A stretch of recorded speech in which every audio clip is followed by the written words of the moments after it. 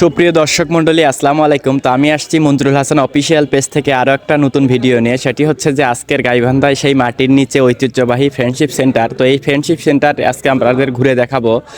এই friendship centre আসলে কি বা কেন এটাই ফ্রেন্ডশিপ সেন্টার নামে পরিচিত, আর এই ফ্রেন্ডশিপ সেন্টারে কি কি কাজ হয়, বিস্তারিত ভিডিও থাকছে, আমার ভিডিওর সাথেই থাকুন। তো এই মুহূর্তে আমি একজন ফ্রেন্ডশিপ সেন্টারের কর্মকর্তার সঙ্গে কথা বলবো। তো আজকে সেই কর্মকর্তা বলবে আসলে ফ্রেন্ডশিপ সেন্টারটা কি, ফ্রেন্ডশিপ সেন্টারটা কেন এখানে প্রতিষ্ঠিত করা হয়েছে। দর্শক আমার ভিডিওর সাথেই থাকুন। জি, আসসালামু আলাইকুম। ওয়ালাইকুম আসসালাম। কেমন আছেন? আলহামদুলিল্লাহ ভালো। আপনি কেমন আছেন? আছি আলহামদুলিল্লাহ। আপনি এই ফ্রেন্ডশিপ সেন্টারে কাজ করেন?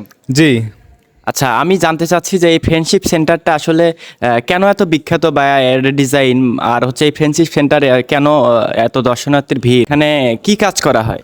এখানে আমাদের মূলত এটা হলো আমাদের ফ্রেন্ডশিপ একটা এনজিও। এখানে আমাদের বিভিন্ন প্রজেক্ট আছে, সেই প্রজেক্টগুলোর আমাদের এখানে ট্রেনিং করানো হয়। আর মূলত এটা ট্রেনিং সেন্টার আর কি। এখানে আমাদের বিভিন্ন প্রজেক্ট আছে, সেগুলো হলো আপনার এডুকেশন আছে, হেলথ আছে, হেলথ আছে, প্যারালিগাল আছে, আমাদের হসপিটাল আছে, বাসন, এগুলোরই আমাদের এখানে ট্রেনিং দেওয়া হয়।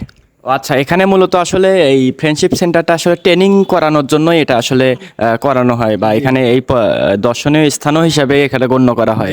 এখানে তো আসলে প্রচুর দর্শনার্থী স্থান, মানে দর্শনার্থীরা এখানে প্রচুর পরিমাণে আসে, কি বলেন? জি জি, এখানে অনেক দর্শনার্থী আসে, কারণ আমাদের এই মানে এই বিল্ডিংটা আমাদের বিশ্বের মধ্যে 10তম স্থানে অর্জন করেছে, সেজন্য এখানে দেখতে আসে আর কি। ও আচ্ছা, তাহলে আমরা যেটি জানতে পারলাম সেটি হচ্ছে যে এই ফ্রেন্ডশিপ সেন্টারটা মূলত এটি এনজিও।